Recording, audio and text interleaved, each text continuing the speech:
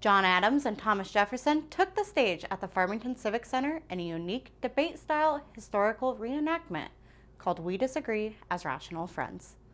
The production, sponsored by Rio del Sol Kiwanis Club, starred the second and third President of the United States portraying themselves as they were in life, opposing personalities with diverse political ideologies, both of whom nonetheless remained friends and colleagues over the course of 50 years.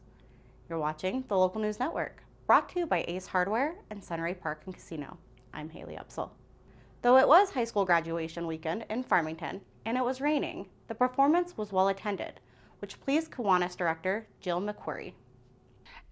This is a joint effort between Kiwanis and the Civic Center, so any of the monies that we make, half of it goes to Kiwanis, the other half goes to the Civic Center, and our part will go towards the children's projects. Actors from Philadelphia, Dixon, and Edinburgh developed their routine during the pandemic as a game show-like format, less scripted and more improvisational. They're really amazing, and they stay in character the whole time. And they're professionals. They came in from Philadelphia.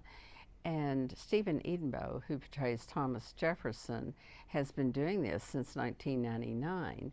In witty repartee, Steve Edinburgh as Jefferson and Peyton Dixon as Adams never break from character, even during a pre-show question and answer gathering.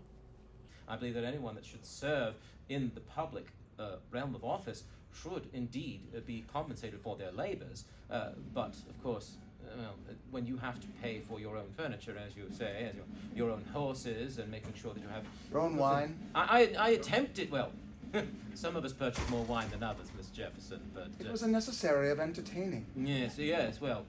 And of life. If you enjoyed a great deal of entertaining, I fear that we had scarcely the... Not saying I enjoyed it. Well, madam, that's yes. a different thing. On the 15th anniversary of the signing of the Declaration, July 4th, 1826, both men died just a few hours apart. At the time, it was questioned whether they willed themselves to succumb in such an uncanny coincidence. In keeping with the waggish mood of the evening, both were incredulous when asked to comment.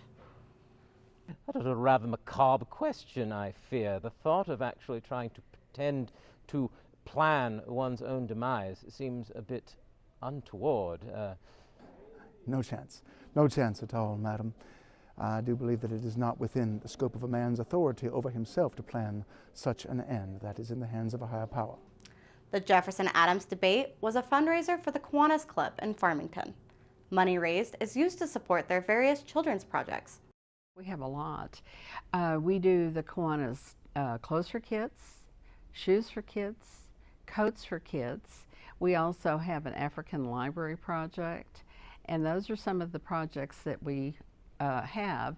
And then we do some fundraisers, which this is a fundraiser.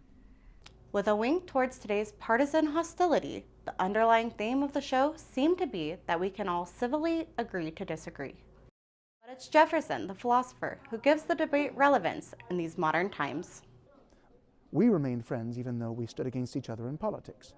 The person who disagrees with you in politics is not your enemy. The person who supports a different presidential candidate, Mr. Adams and I competed as opposing presidential candidates. The person who disagrees with you and votes differently than you for a presidential candidate is not the enemy of America. We must find ways to communicate, maintain our friendships, maintain civil discourse, as you will see tonight in my conversation with my friend, John Adams, because if we cannot do that, maintain that civil discourse with the people with whom we disagree, America will not survive as a government over a free people. To learn more about this and other stories, go to farmingtonlocal.news. Thank you for watching this edition of the Local News Network. I'm Haley Upsall.